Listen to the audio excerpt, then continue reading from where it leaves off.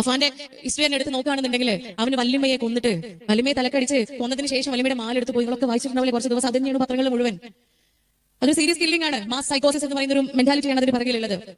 ആ സീരിയസ് മർഡറിൽ അവന് വല്യമ്മയുടെ അമ്മമ്മാന്റെ മാലെടുത്ത് കൊണ്ടുപോയിട്ട് അത് വിറ്റ് അതിൽ നിന്ന് കിട്ടിയ 48,000 രൂപ കൊണ്ട് കടം വീട്ടുക ചെയ്തത്. ഒരു സൈക്കോളജിക്കും അതിന്റെ ബിഹൈൻഡ് അതിന്റെ പിറകിലുള്ള സൈക്കോളജി കിട്ടിയിട്ടില്ല.